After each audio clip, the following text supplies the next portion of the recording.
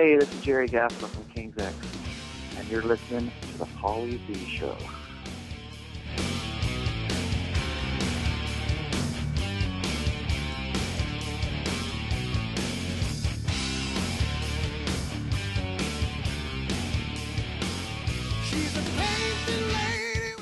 Yo, yo, yo, welcome back to the Paulie Z Show.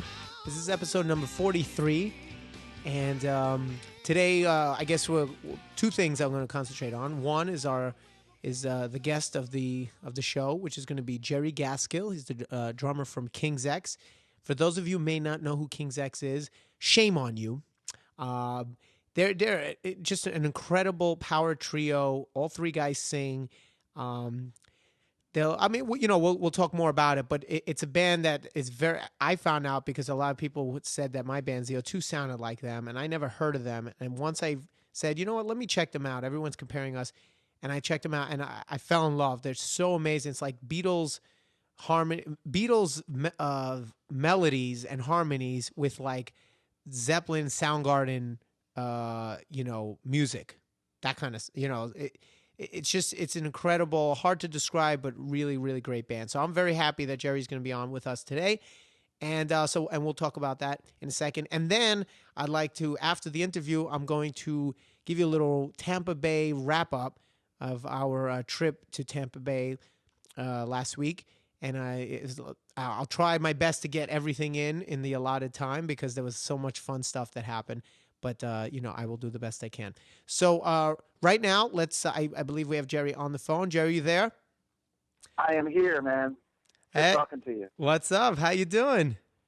I'm doing actually all right. Just finished the tour. Let me see, it was 2 days ago. With Accept, right? Yep. Went great. It was awesome. Well, tell me a little. Well, first of all, before we get into that, let me just explain to people how we met. We had performed together. I don't remember the first one. Was it Jack's maybe in Virginia the first time we played with you guys? Do you remember? Man, I don't remember. I remember seeing you. I remember seeing you in L.A. hanging out in the dressing room. I think I remember that. No, that was B.B. King's in the dressing room. Oh, that was B.B. Yes, King's. Okay, B.B. King's, right. B.B. King's, you're right. Yeah, in New York City. Yeah, so that was one. Maybe that was the first time, and we played with you. But we played a few times, ZO2 and King's X, and we became friendly and stuff, and we kept in touch. And then you had actually come to a few ZO2 shows and even jammed with us a couple times. And so it made perfect sense to have you on the podcast. And I'm so happy that you're here. And for people that don't know, you are so punctual and professional. It blew my mind. He was so perfectly on time. I love it. Wow, that's beautiful, man. It is a beautiful thing. So let's talk. And we have jammed together. Yes. What did we play? Right about that. Immigrant song. Yeah. At the Mercury Lounge in New York City. That's right. How was that experience? House. How was that experience? Well, ZO2, it's always packed house. Whoa, hey, wait. And plus, I was there. Come on. Yeah, that's right. I said Jerry Gaskill's coming. They're like, what? So how was that? How was that jamming with us? Paulie, it was really, really a great experience. I think it was the second time I'd ever played that song in my life.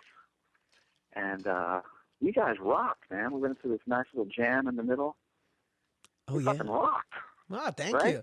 Well, the reason I ask is because we actually played. We got to play with Dream Theater over the summer, and we played with Portnoy. He came out, and we did a Rush song. And it's like you and Mike are in a band, and you play with other guys in that band that are very, very proficient in their instruments. And so the reason I ask is, so I'm just wondering, like, when you play with other people, like, are you spoiled by the fact that the guys you play with are so good that it's like, because you know what I'm saying, right? Like, when you play with other people, are you like kind of like, oh, these guys are not, they're ahead of the beat, or they're this, or they're a little out of tune, or do you actually? Is it refreshing to break away from such a rigid, such a professionalism and be like, yes, finally I get to play and kind of like rock out, and what's your take on it? Well, actually, I feel exactly that way. It's always refreshing to play with other people if they can play. And you guys can play, and that was very good. And as far as the other guys being proficient and all that, I don't think about that stuff so much. I don't think of Doug and Ty probably the way other people think of them. Because I've known them for so many years, I played with them for so many years, and I know what it takes for us to work things out and all that stuff. So I don't know if I'm really spoiled or not, but I totally, totally enjoy playing with other people. I do that a lot around town where I live. And to me, that's most often the most fun I ever have playing. You just get up there and jam and not have to worry about, being in the band, per se. Does that make sense? Yes, well, 100%, because I love, especially as a guitar player, singer, I love when I get to jump up with other bands and just sing, because then I don't have Uh-huh. to, I can be the front man, which, and not have to worry about the pedals and the guitar. And also, like you Right. said, you don't have to worry about how many people in the audience. Is the club owner going to stiff you tonight? Is the, how's the review going to be? I mean, there is a chemical difference in your brain, I think, when you're playing for your career, your vocation, or you're playing just to play. Absolutely. No Yeah. doubt about it. So I think that's why I enjoy it so much. Plus, I don't have to sing when I jam with people. right. And with King's X, I have to sing almost every damn song. It's like, I just want to play drums. Right. Well, that's how I feel with the guitar. Exactly. Same thing. Yeah, exactly. You want to just concentrate on your thing. Well, you know what's funny about King's X? The way I found out about you guys, I found out about you, well, I would say maybe 5-6 years ago. And I've heard of the band, but I really was, it took me a while to get into anything that was past Guns N' Roses. Like, I kind of like shut my receptors off to anything that was like grunge or post grunge or whatever. And people used to tell us all the time, they were like, you know who you guys sound like? King's X. It's a power trio. It's kind of like modern but retro and 3-part harmony. And that was before you knew about us? I honestly never heard of the band. Like I was like, who's King's X? And they kept saying it. And it took, like, after 10 or 12 people told me, I said, maybe I should go out and check these guys out. And then I realized why they were saying it. And obviously, because I love that kind of stuff, I fell in love. I went out and bought everything I can find, Aww. even the imports that cost me like triple the money. Wow, that I got no money for. Yeah, well, I should have just gave it to you, and you could have burned me a copy. Oh man, but I have the whole collection, and it was really, and what I guess if I had to describe it, maybe for people listening that might not be aware, and you tell me what you think, but my opinion is like, it's a modern, heavy, a combination of modern heavy sound with an old school sensibility, like the harmonies of the Beatles and the groove of Zeppelin, but with the heaviness of Soundgarden and and stuff like that. Is that how is that compared to what you see yourself as? Well, it's always hard for me to describe what I do myself and the music we make. To me, when people ask, I say it's just some form of rock and roll. But what you said is pretty accurate, I guess, because it's just the music we make because of all the influences we have in our lives, the music we grew up with, and the music we love, and we just somehow subconsciously or consciously incorporate that into our music, and that's the way it comes out. So I think any way you want to describe us is fine with me, if that's what you hear. Well, so then can I tell people you're disco? You can tell people anything you want to tell them. All right. Well, nothing changes the truth, Paulie. Yeah, that's true. Well, that's how I always describe it, and that's how we've always described ourselves when people say, "What do you kind of sound like?" And we're like, that was the description. So I really fell in love with the music, and I love the vibe. But I wanted to ask you. I mean, do you find that because it's not like very compartmentalized, like it's like, okay, it's this or it's that. It's like a combination of things. Do you find that that's almost hurt you in some ways? Detrimental? What? Well, detrimental. I said the word detrimental. Right. Well, yeah, I said hurt you. I'm not as, you're much more scholarly than I am. Oh, yeah, yes, detrimental. Let's make that known. Yeah, let's make that note that he's using bigger words than me, okay? Everyone keep score. Who uses the bigger words? So, anyway, what's the question? I don't remember. Oh, yes, I know. Yeah. I remember now. I do remember now. And, I really don't know the answers to those things. But I think there has to be some truth in the fact that we can't be, categorized easily. And so I guess that makes it hard for the general public just to grab hold of it, or for the whoever, the industry to, what am I trying to say? You know, pigeonhole us and say, this is what they sound like, and go get this or whatever. And, you know, we just do what we do. And fortunately or unfortunately, we're still able to do it. Yeah, well, that's great. I mean, especially in this climate, you know, to be able to still be rocking is incredible. But would Gretchen Goes to Nebraska, that album, was that sort of like the turning point where you guys really started hitting a stride and enjoying the mainstream success? Well, maybe. Even with the first record, though, we started to realize that, hey, I think people are going to maybe dig on this. The first record came out, even before the first record came out, there's a magazine in England called Kerrang, which you probably heard of. Yeah, of course. Yeah, everybody's probably heard of that. And they had us on the cover before the first record even came out. How the hell does that happen? I don't know. Exactly my point. How did that happen? Wait a sec. Who slept with who? Who slept with who? That's what I want to know. We're going to get into that. Yeah, come on. How did you get the cover? So tell me who you slept with so that I can go to have my brother go sleep with him. I'll get Dave or Joe to sleep with someone to get on the cover. Or if she's cute, I'll do it. So, whoa. Who are we talking about here? I don't know. We're trying to find out. I'm getting confused. So what? So the first record, anyway, you're saying you already? Yeah. They had us on the cover before the first record came out. Then we went to, and we've been playing around the United States here and there to 2-3 people. Nobody was getting it. And then we go to England on the first record. We played the Marquee Club, and the place is completely packed with people jumping up and down from the moment we hit the stage, singing every word. And I was like, wow. So I guess maybe something can happen with this band. You know, and then the Gretchen record, which was our second record, came out, and I guess that kind of, you know, pushed us a little bit further with Over My Head, with like an MTV type hit. Right. And whatever else was on the record, I can't remember. And but you yeah, did. Faithful Bluff, the next record actually was our biggest selling record up to that point. So yeah, it just kind of, somehow from the first record we had a taste of that thing, I guess. Weren't you on? You guys were on Woodstock, right? The first one. We were. Yeah. Actually, it was the second one. No. The first one was in 1969. No, yeah. I'm sorry. You know why? Yeah, I'm sorry. I meant the first one of our, you know. Obviously, you weren't on that your one. Generation? Yes, it was a given that I meant the first of the two that recently happened. See? Well, I actually knew what you meant. He's scholarly. You know, I had to kind of clarify because I'm more scholarly than you. Yeah, well, yeah. You know, I'm from Brooklyn. You know, right. But you're from South Jersey, so you ain't that much. That might even be worse. Yeah, that's probably worse. Did your parents maybe? How did you get so scholarly? Were you like living in England or something? How did that work? Well, it all happened magically somehow.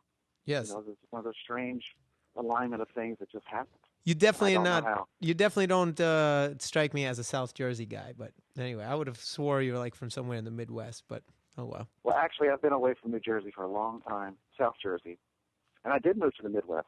Oh, you see, I'm smarter than I thought, and than anybody else thought. Must have a lot to do with the fact that you're talking to me. That's right. It's rubbing off on me. So wait. So before you moved to the Midwest, were you like the guys on the Jersey Shore? Were you like the situation? You walking around? No. The thing with the Jersey Shore people is they're not even from New Jersey. Right? I know. They just come down to the Jersey Shore and do what the people from where are they from? Staten Island, maybe. Yeah. Well, you know, it's almost all the same. Yeah, it's the same kind New York of vibe. Comes to New Jersey. Right. That's a whole different thing. So there you go.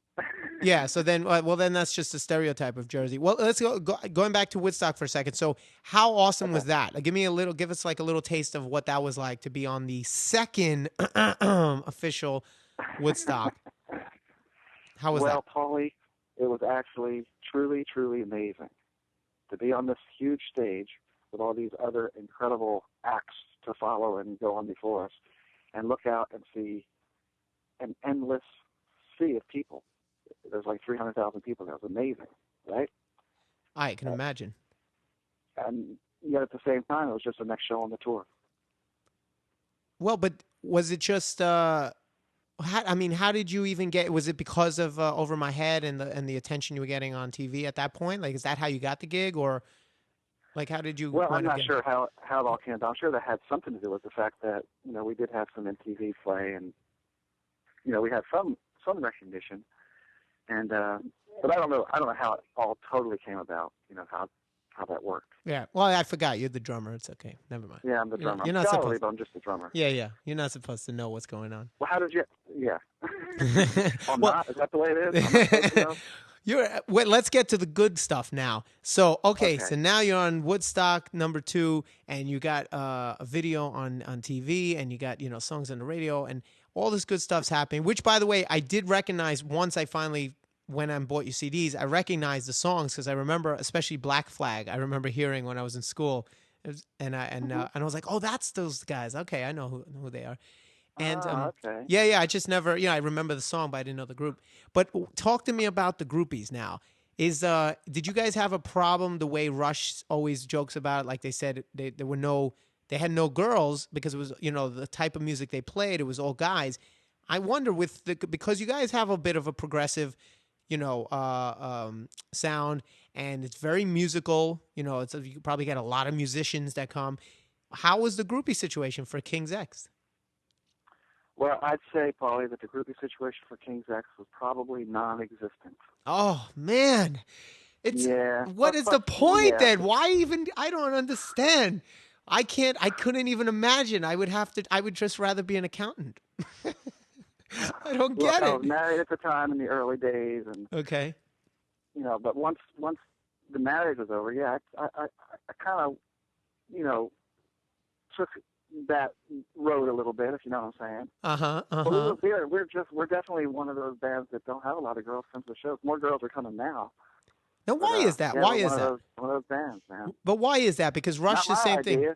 Same thing with Rush, though. They said, now you go to a Rush concert and it's tons of hot girls. But why is that? Why all of a sudden is it more so because now you could become more like of a like, I guess like when you get to a certain point where you've been doing it for a certain period of time and you have a certain amount of respect, it becomes more like you guys are like icons or legends, whereas before you were one of the bands that were out there. Do you think that's it, or is there something else? I'm sorry, I didn't even hear the question. I heard some babies screaming, and my mind just kind of went some other direction. Yeah, what was that? What'd you say? Is that because we don't have any babies in our studio here? So, I'm actually at my son's house. I'm actually leaving tomorrow to go back to New Jersey. Oh, okay. And he has 2 daughters, and they were playing, and I just kind of went right to what they were doing. The question, I guess the basic question was, why do you think you would have more female fans now? That's the simple version. I think the only thing I can think is that all the boyfriends and husbands are finally getting around to turning the girls on, and they say, "Oh, I think I do like this," and then they start coming out with their boyfriends and their husbands, and maybe they tell a friend or two, so we get, like the virgin King's X. You know what I'm saying? The girl who's never heard King's X. We get a lot of those at the show. So, man, it's the first time I ever heard you guys. I love you. They just happen to be at shows or something. That's all I can think. Well, that's actually a pretty good theory. Yeah, I just don't know the answers. Because we do have a lot of girls come to us and say, yeah, my husband, all he ever does is play King's X, and now I get it too, that kind of stuff. I think there's also something about what I was kind of saying before was like, I think there's something to be said about a band that's been around for for a long period of time and has gained a certain level of respect and success, that it becomes almost like you've heard the legend or you heard the myth about that band, and then say you got to, like, for example, I never grew up being a Bruce Springsteen fan. I respect him and I like him, and I'm liking him more and more as I get older, but I didn't, it's not someone I would ever really say I was a fan of. But I hear so much about him, and now I almost have to. If he was around, I would go just because I gotta see it. You know what I mean? Even if I'm not a fan. Mm-hmm. And I think like with Rush, it's probably the same kind of thing, or bands like that. Like even Kiss, any of these bands, it becomes like, I don't know if heritage is the right word or legendary, but it becomes like you've heard it for so long. It's like, yeah, you know what? I got to see what everyone's talking about. I wonder if that's part of it too. Paulie, it's possible that is a part of it. When it gets right down to it, I don't think I really know the answers. But who cares? That's the most important thing. Who cares? If there are hot girls at your show, who the hell cares? right? Yeah, if we can keep doing this, right? Why are we questioning it? It doesn't matter. The only reason Hey, I want to didn't know. question it. This is your question. Yeah. Well, I just curious if there was anything that you saw that maybe you did different, maybe songwriting, maybe marketing or anything. But I mean, it seems like you guys have been pretty consistent. I would say, as far as the look Yeah, and. we just do what we do. I mean, we always have, and so I guess that's good and bad, maybe. Well, it's not if you're happy. Are you happy? I'm finding peace within myself. Yes, I am. Well, then it is a good thing. I mean, look, Yes, it is a good thing. there's a lot of bands that have sold more records or made more money and aren't happy. You know what I mean? Or miserable. Just because you're a billionaire or just because you're the top of the world doesn't necessarily mean you're successful all around. That means maybe you're successful in your career, but as on a personal level or family wise or friends wise, you could be totally miserable. So that's true. Yeah, but I feel good about that stuff. I have peace in my life about those things. So now if we can just add the millions and millions and millions of dollars, right? Well, you guys already halfway there, right? Yeah. Well, you guys have done pretty good, I would think, right? Well, I'm doing all right. I mean, I think sometimes the perception might be a little bit higher than what the reality is, but that's okay too.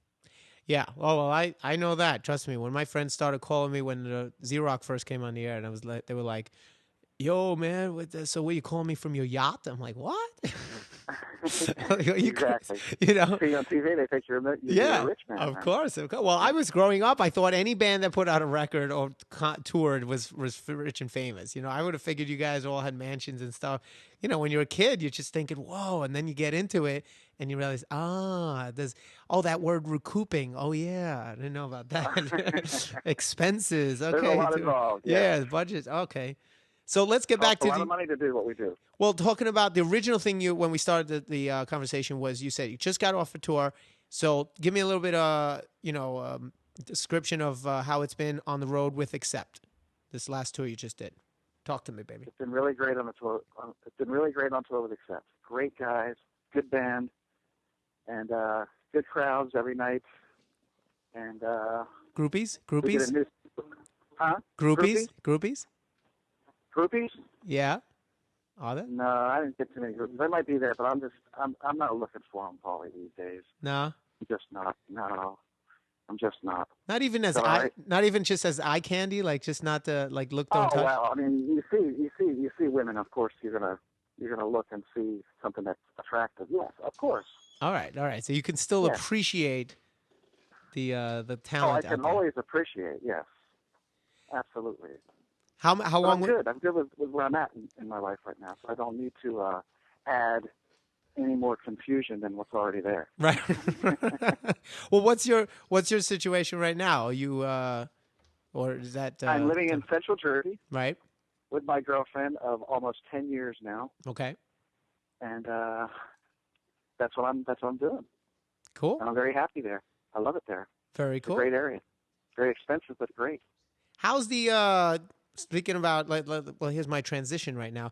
How's the food down there where you are in Jersey? Ooh. Good or not so good? The town that we live in, it's very, very good. What's the town? We live in a little town. We live in a little town called Highlands, New Jersey. And just in our little quirky town has some of my favorite food I've ever eaten, and some of the restaurants there. It's just a great, great area. Where some of my favorite food I've ever eaten is in the area that I actually live now. Well, let's talk about that. Give me an example of a place that you've gone to or that you like to go to, and what would you order there? In my town, there's a place called Wind and Sea that I love. It's right on the water. You can see New York City off in the distance. Beautiful place. We got a tiki bar outside in the summer. Great food. Love that place.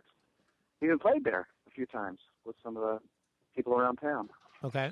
There's another place in Seabright, New Jersey, not far from us, right around the corner, called Yumi, Japanese sushi place. Love it. What would you?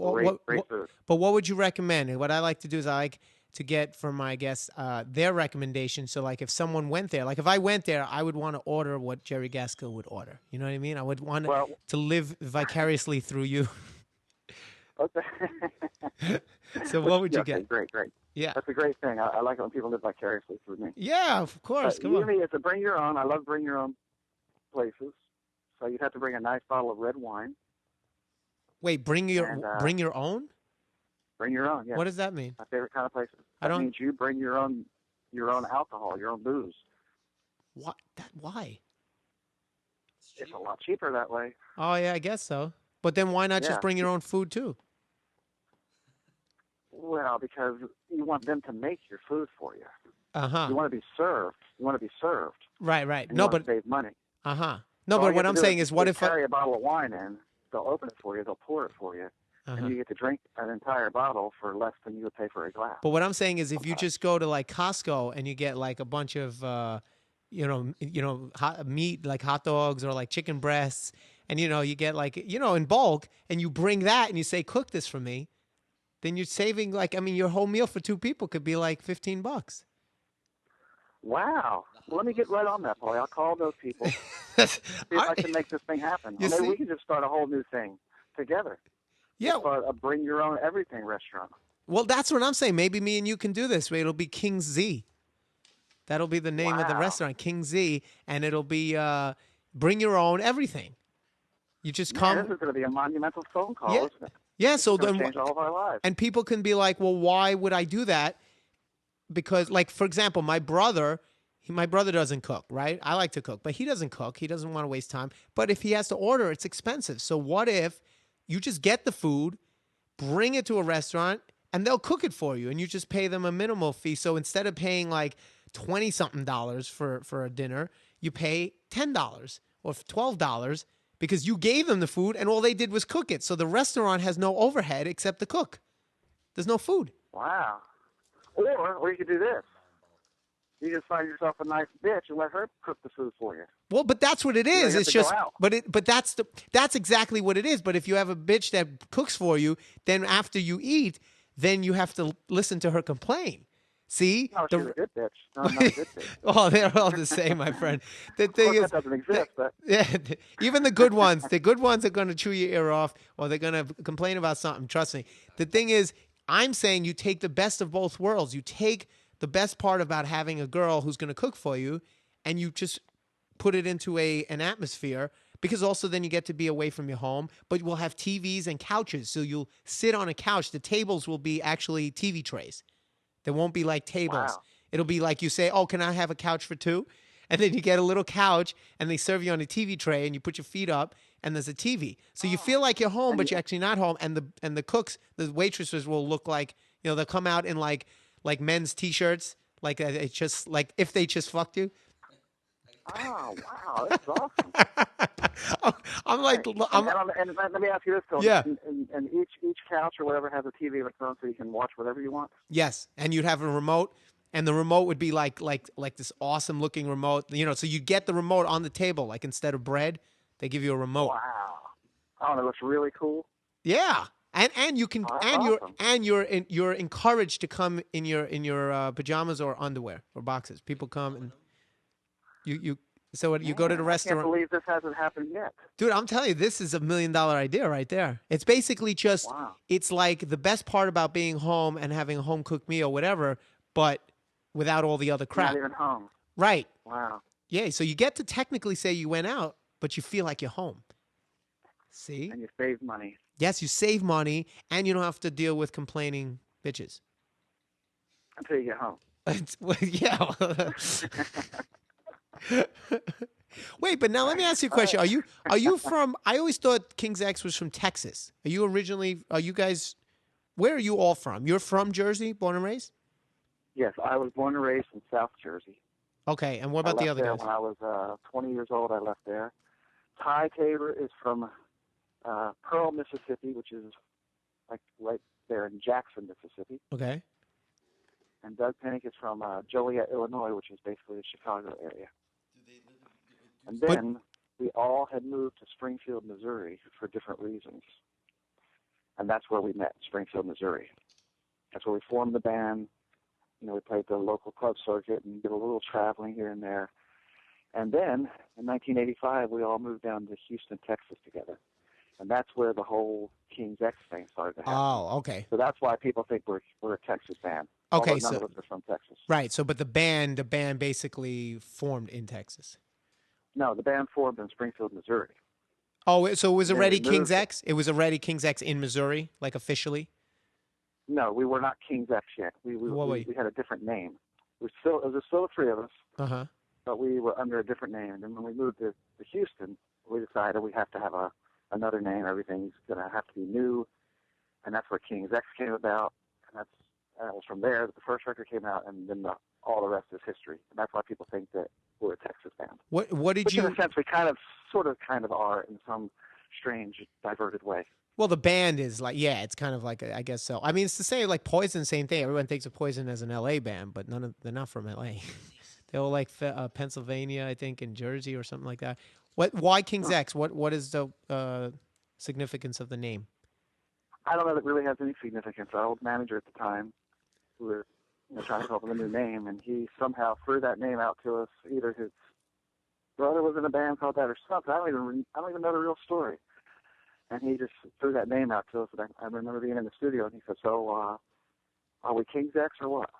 And we just decided, okay, we're King's X, and that was that. It's a cool name, I have to say. It's very classy. I like it. Something about it. Yeah, it seems that way. That's what I thought. It didn't really have any specific meaning to me at the time, and I thought, well, this can just represent who we are then. Right. And that's how the name came about. Well, I love the fact that you guys do the 3-part harmonies, because it's like, as the way ZO2 is, we do the same thing. All three of us sing, and there's not a lot of bands that do it. Very, very few bands that do it now. I don't know if any band does it now, but even in the course of musical history, like if you really think about it, how many bands were there that had everyone could sing? You know what I mean? You had like the Beatles, you had Kiss, you had the Monkees, you had, I don't know if Grand Funk Railroad, I don't know if the bass player sang. But no, he did. But speaking of Grand Funk, it's funny that you mentioned it, because I just recently got this 1972 Madison Square Garden performance DVD of Grand Funk. I will have to say, man, a Grand Funk. Oh man! And it was like watching the greatest rock band ever. Oh, I love Grand Funk. Absolutely incredible. Well, you can tell I love Grand Funk with the sideburns in my afro. You can tell. I've always loved Grand Funk.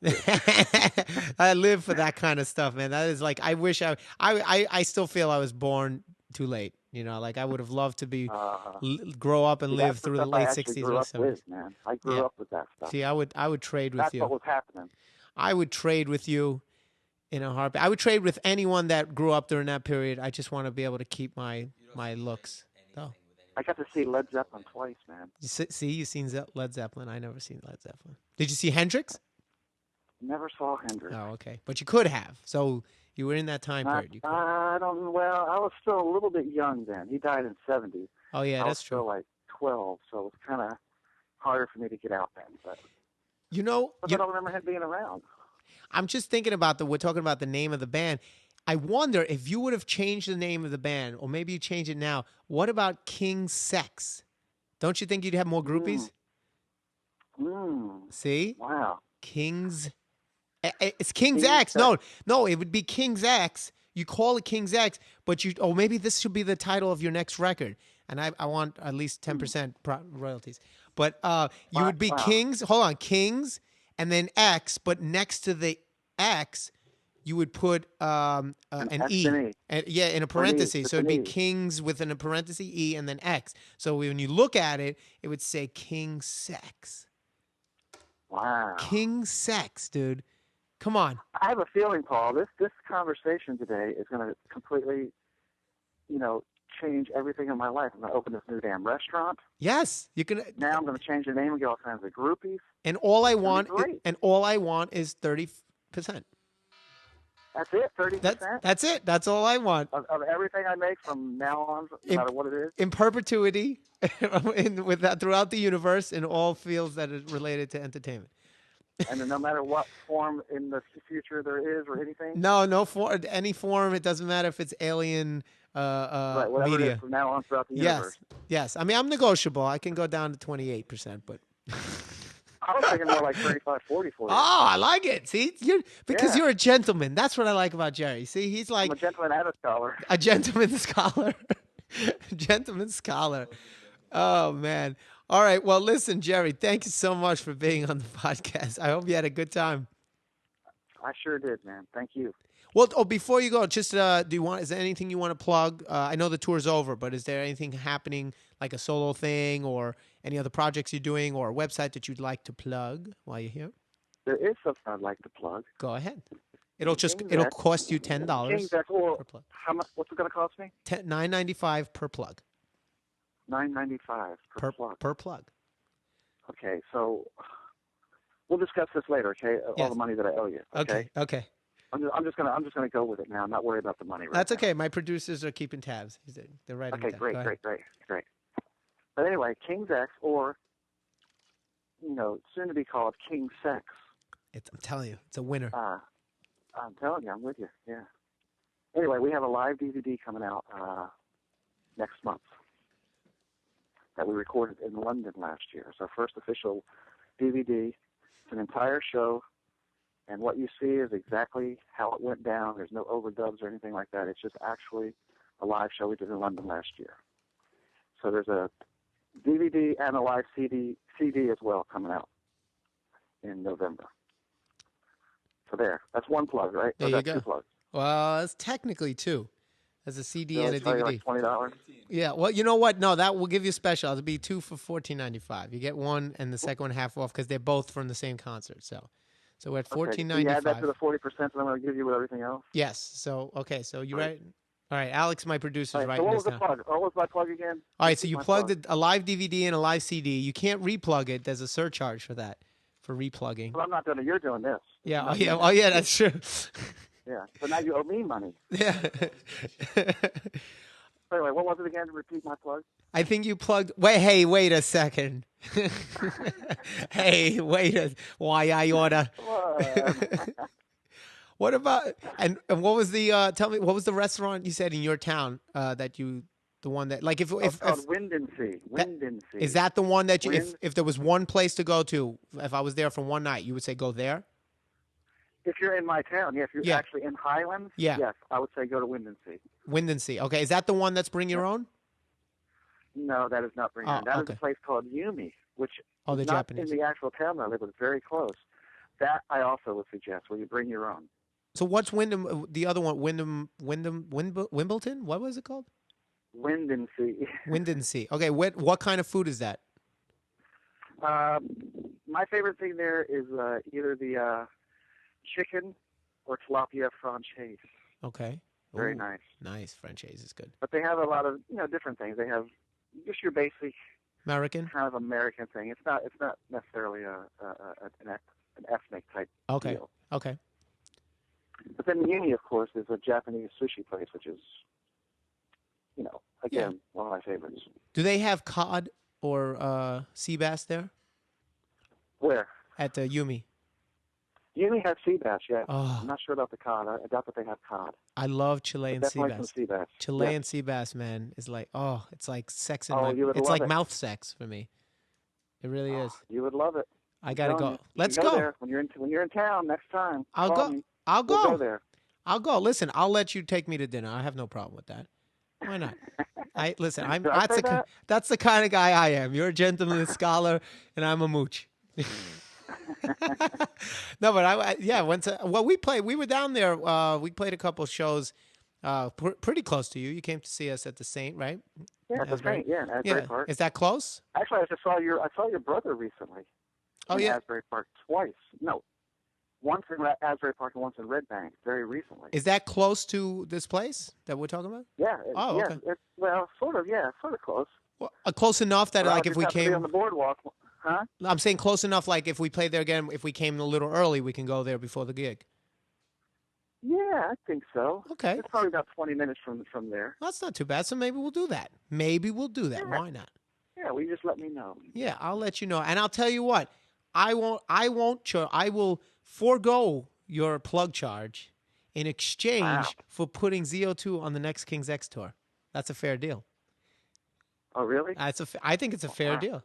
I think it's, if anything, it's better on your end because we're going to bring hot chicks. So you get the better end of that. Yeah, I mean, I could use $15 right now.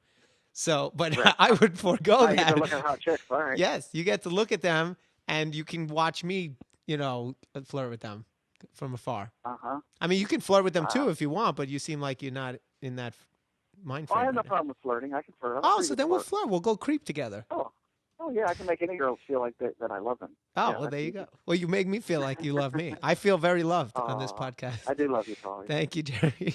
Well, listen, to keep it in mind, next King's X tour, I say King's X and ZO2. I say 6 guys, 6 singers on one stage. That's the way we can market it. You know what I mean?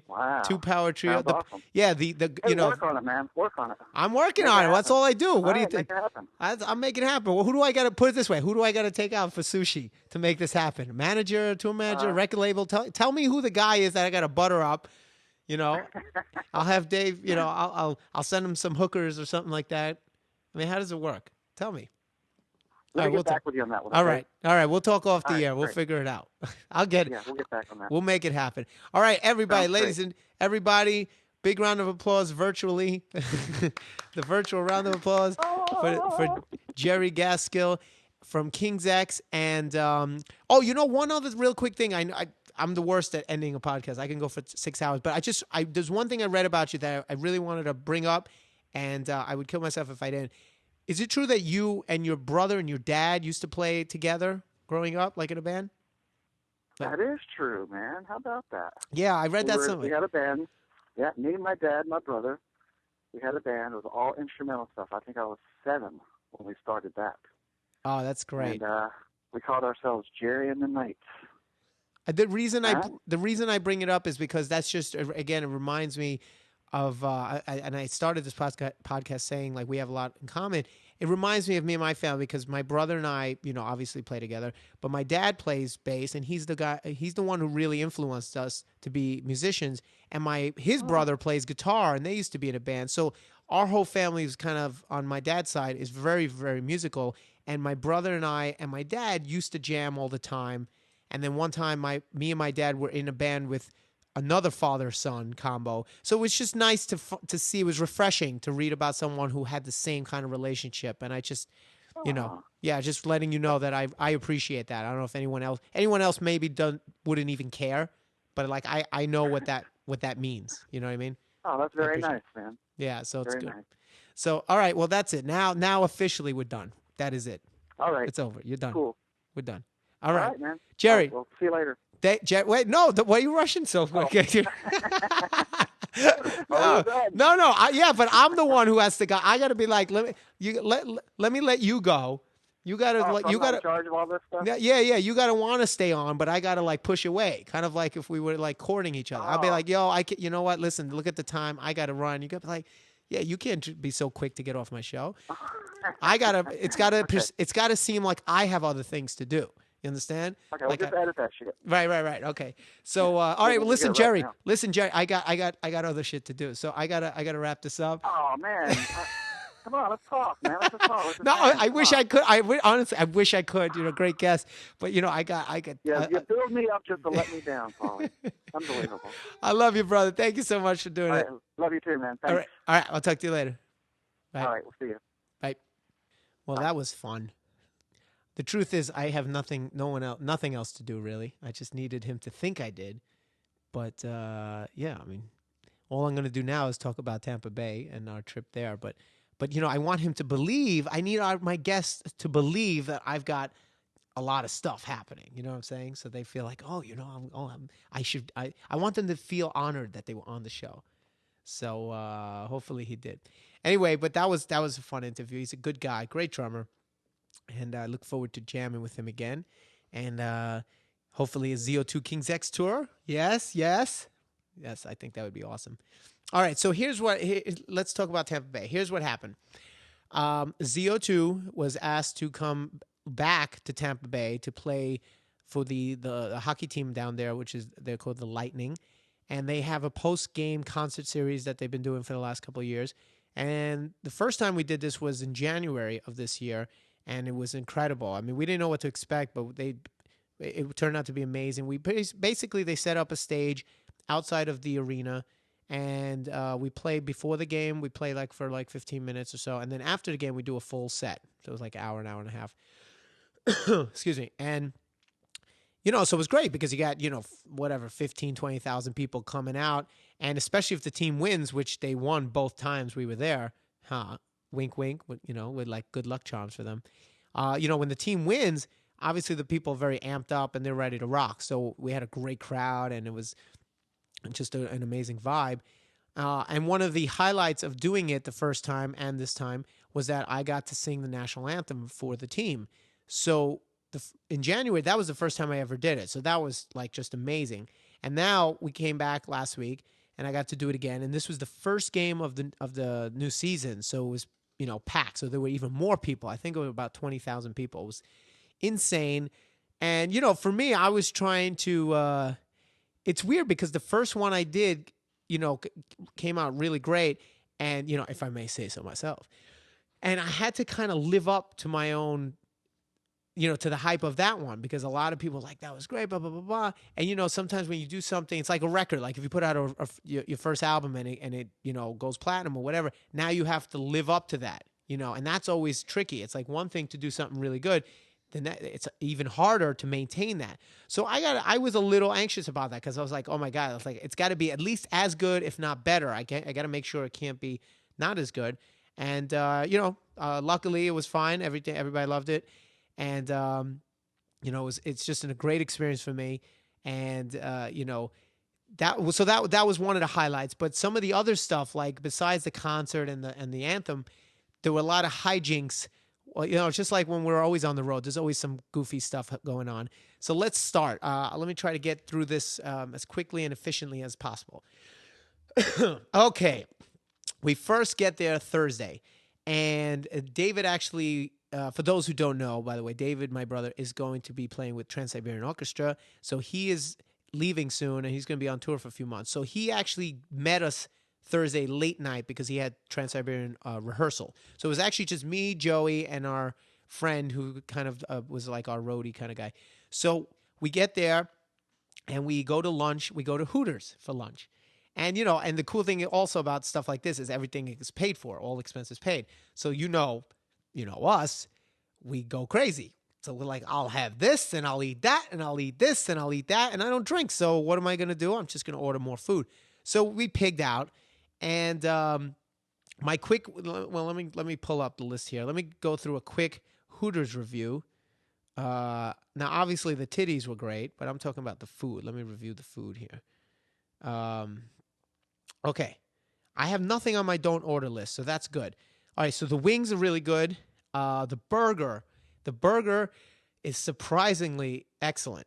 You would think it'd be okay. It was actually more than okay. It was really, really good. So if you ever had Hooters, I would say get the burger. It's outrageous. And then they had like this thing, a tater tots thing, which, it's funny. Most places, very hard to find a place that serves tater tots on a menu, right? It's like something you eat at home after school, your mom buys, like fish sticks. I've never seen a restaurant that actually had fish sticks on a menu. But they had this tater tot dish, and it came with it was almost like train wreck fries. Like it had cheese and bacon bits and stuff like that. So that was really good. Their regular fries are good. The onion rings were good, and then I had like a side of guacamole, and that was good. So that's the stuff I had. You can't go wrong. Now, just for fun, we're flirting with all the girls there, trying to get them to come see us play. And it came up, I forgot, probably Joey, because he is the instigator. He says, why don't you, I think he's like, those outfits are hot. Do you have one in Paulie size? And they're like, we might. Why? Would he wear it? And I said, me? Of course I'd wear it. I'd totally wear it. And then my friend who was the roadie, we call him Musk. That's his nickname. So Musk says, he goes, if you wear it, I'll buy it for you. I said, okay. I said, why not? Fuck it. So we go over to the counter. We're picking out the size, and I'm like, give me the biggest, ones you got. And I go in the bathroom, I change, and I'm in the outfit. And I got to say, I look pretty good. I got the only thing that was a little weird is, first of all, I have like wide shoulders, sort of like that football frame, very thin legs, but sort of like a wide frame.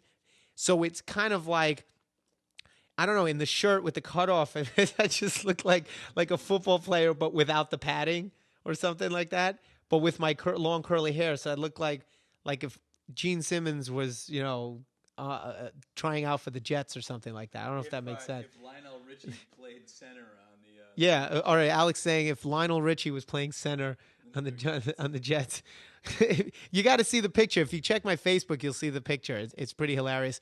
And the other thing is, the tights. I actually wore the tights too, like the little the stockings, and you see all my hair on my legs all like pushed, like smushed up in under the tights. It was so bad. It's like that game Operation. Remember Operation with the magnetic hair?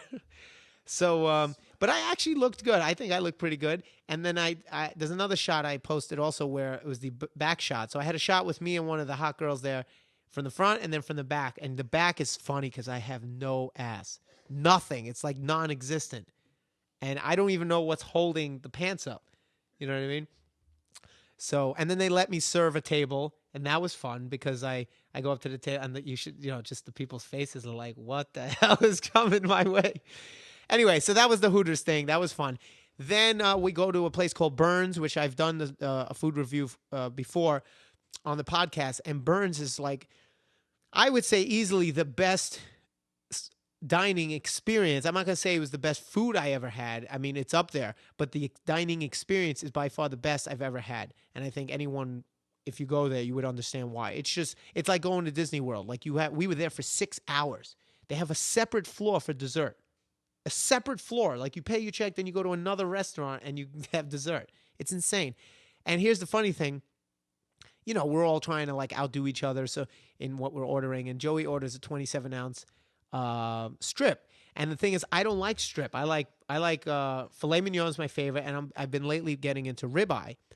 And so I was like, the largest one they had was a 16-ounce ribeye. I'm like, fuck, what the hell am I gonna do? And I guess I can get like a 40-something ounce porterhouse or whatever. But again, the strip is not like I had a porterhouse last time. I wanted to try something different. So I asked the waiter, I mean, I'm not paying for it. What do I care? I said, excuse me, sir, could I get a 16-ounce ribeye with a 10-ounce filet mignon on top? And he goes, sure, why not? I said, well, that's what I'll have. And they brought it out. I think Joey took a picture of it too. They brought out, it was so funny. They brought out the steak, and it was a ribeye topped with a filet. So and it was delicious. It was amazing. I actually liked the ribeye better. I thought the ribeye was, I think they just cooked. I felt like it was juicier and it just had more flavor. And you know who joined us? One of their alumni hockey players, this guy, Chris Dingman, who won the Stanley Cup with them. He was there with us too. And he was just, and Chris Jericho was there. Duh, how do I forget all these people? Chris Jericho was there with his wife. Chris Dingman was there. Ding. And ding. And you know what's funny? Chris Dingman was a wingman for the hockey team. And I asked him, I said, oh no, not a wingman, a winger. That was the right wing. Yeah, or he was a right wing, so he was a winger. So I asked him if he knew Kip Winger by any chance. But anyway, that joke fell flat, just like it did now. Dang. And anyway, the point is, we had a great time, and Jericho he went off to the UK, so he couldn't come to the show. But Chris Dingman actually shut up. Nobody can hear you anyway. My producer keeps going ding every time I say Dingman, but no one hears him. If you're gonna do it, at least do it louder, so it's funny. So Chris Dingman is a drummer. So Chris, the guy who used to be on the team, is a drummer, and he played when we played our concert. He got up and he played "Highway to Hell" with us. So that was a lot of fun, and that we have video of that also. And let's keep going. So then the next day, Friday, we played it was the launch party event, and Stone Temple Pilots was the headliner. So that was great because we got to do that. To be on the same event as STP was, a dream come true for us because we're big STP fans. And then we got to go watch STP and, go get right up front. So that was great. And then we hung out all night, partied, blah, blah, blah. Friday, we did the concert, did the anthem, hang out all night, blah, blah, blah. So basically, it was, it was just a great time. But I wanted to mainly talk about the Hooters and my steak. And I'm sure I'm missing something crazy that happened, but I feel like we're running out of time, so I don't want to keep rambling about this story. But thank you for all the fans that came out, that took the trip down to Florida to see us. That was great. And anyone else who wasn't there, we will post up we'll turn it into a webisode. Oh, I know. I knew there was something. Shit. Okay, one more thing. When we were just I forgot what day it was, but they had outside the arena for the launch party, I think it was Friday, they had a bunch of games and stuff outside for the kids and for people. It was kind of like a carnival festival feel. So they had the what do you call this? The American Gladiator game where you hit each other off the pedestal with those big, like giant Q-tip things. What is that called? The not joust. The shit. What is it called? Whatever it is. You guys know what I'm talking about. Like, you have the big sticks with the like. They look like Q-tips, and you like knock the guy off. Anyway, me and Dave went on and did it, and it's hilarious. You have to watch it. First of all, I think I lost my earring. The first day, I definitely lost my earring, and I think it's because of that. He hits me. David hits me with the left, I think with the right, and I go back. My head goes back, and it looks like I'm about to fall. And the whole time, I'm just trying to stay up. And, I'm tall and lanky, so it is hilarious because I'm like, whoa, whoa, and he keeps hitting me. And Joey's like, knock him out. And then at one point, I get up, and I brace myself, and I wait for one shot, and I knocked him with a right cross right off the thing. He went flying. I went, boop, and he went, whoa. And the funny thing was, here's the kicker. I took my helmet, and I was so excited that I took it, and I threw it down, and I said, I am Spartacus. But I threw it down. The helmet bounced off the bouncy surface, which we were on a bouncy surface, and came back up and hit me right in the mouth. And I had like a fat lip. So I threw the helmet down, and it came back and it hit me, and it's on camera. It's a shame I didn't fall down because I would have sold it perfectly. But it was so hilarious. So anyway, that's part of that's the Tampa Bay wrap up. If I miss anything else, whatever, I'll bring it up next time. So there's our show. There you go. Hope you liked it. So let me do my quick plugs. Obviously, I won't charge myself to plug, but you can go to thePaulieZShow.com and see our beautiful new website, and also go to iTunes, and you can download all the episodes for free. And ZO2.com is the band's website, and Facebook.com/ZO2band, MySpace.com/ZO2, blah, blah, blah, blah, blah. And my Twitter is Twitter.com/ZO2Paulie if you want to check out the tweets. The tweets are great because the tweets, and I have it hooked up to my Facebook, so either one is good. But the tweets are great because, the thing like the Hooters thing, as soon as we took the picture, I put it right up. You know what I mean? So you can kind of enjoy it with us even though you're not there. And if you want to email me, it's yopaulie@thePaulieZShow.com. All right, so anyway, that's it, and I will talk to you later. Thanks again, guys, and thank you, Jerry, for a great and fun interview. Later.